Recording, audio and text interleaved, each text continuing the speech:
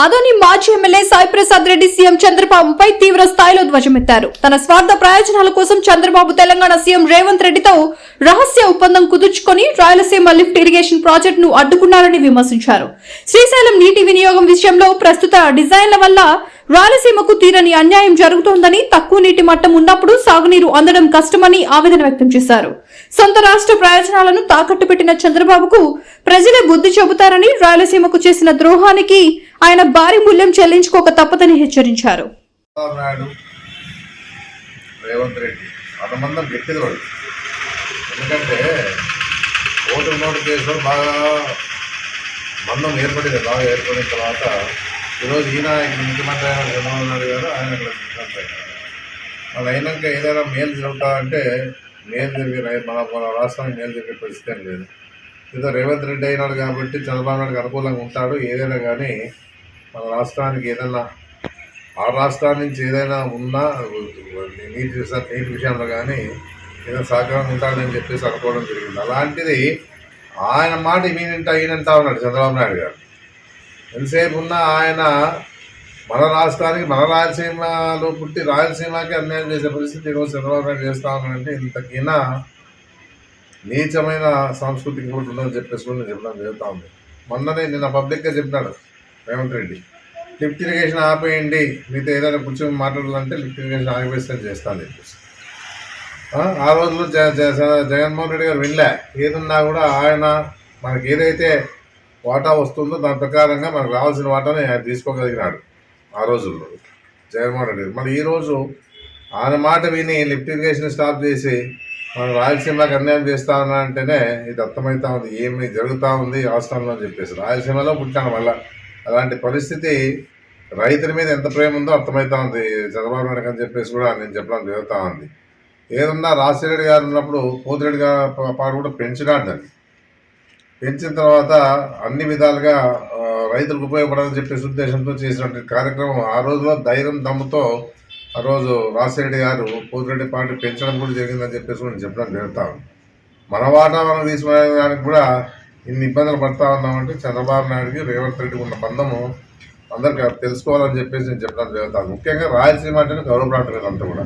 ఇలాంటి కరువు ప్రాంతానికి ఇంత అన్యాయంగా జరుగుతూ ఉంటే వాళ్ళు ఏ విధంగా ప్రజలు రైతులు ఆలోచన చేస్తారో ఆలోచించుకోమని చెప్పడం జరుగుతాను.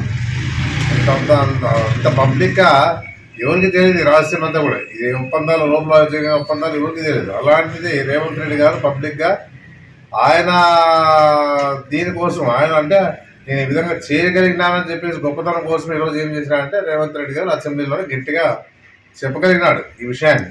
ఇంతకైనా దారుణం ఏమైందని చెప్పేసి ప్రజలు ఆలోచించారు. ఎప్పుడు కూడా చంద్రబాబు నాయుడు ఉన్నంత వరకు కూడా ఇప్పుడు 14 ఏళ్ళ పరిపాలన అయితేమి ఇప్పుడు ఈ 5 ఏళ్ల పరిపాలన కూడా మనకు న్యాయం జరిగే పరిస్థితి ఉండదని చెప్పేసి కూడా అందరూ గమనించాలని చెప్పేసి మనకు గట్టిగా చెప్పడం జరుగుతూ ఉంది.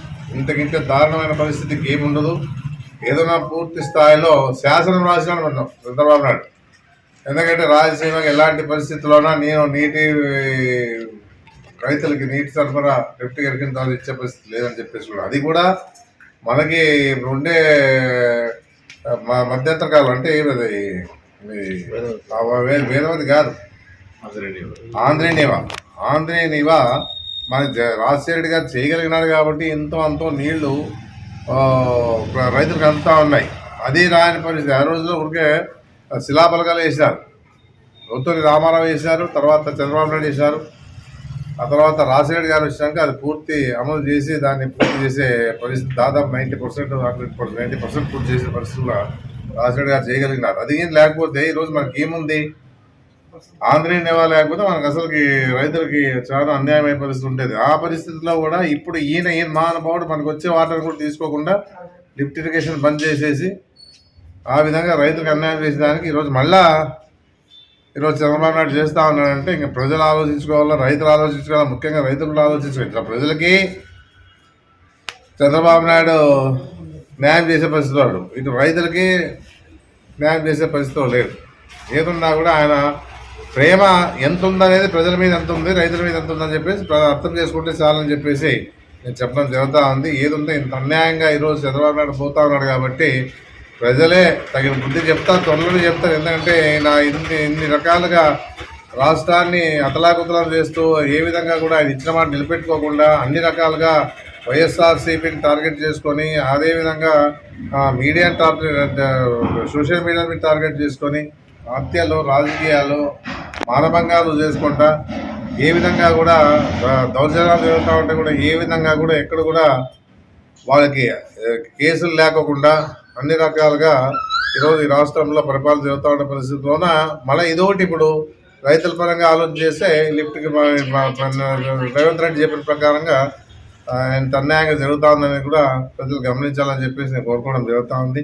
ఏదున్నా మనం తప్పదు ఇంకా 3 ఏళ్ళు మనం అనుభవించాల్సి ఉంది. ఈ విషయాల్లో కూడా అనుభవించాల్సి ఉందని చెప్పేసి నేను చెప్పడం జరుగుతూ ఉంది. ఏదున్నా ప్రజలు ఆలోచన చేసుకోవాలా, రైతులు ఆలోచన చేసుకోవాలా, ఏ విధంగా అన్యాయం జరుగుతుందని చెప్పేసి మీరు ఆలోచన చేస్తేనే టీవీని తక్షణమే సబ్స్క్రైబ్ చేసుకోండి.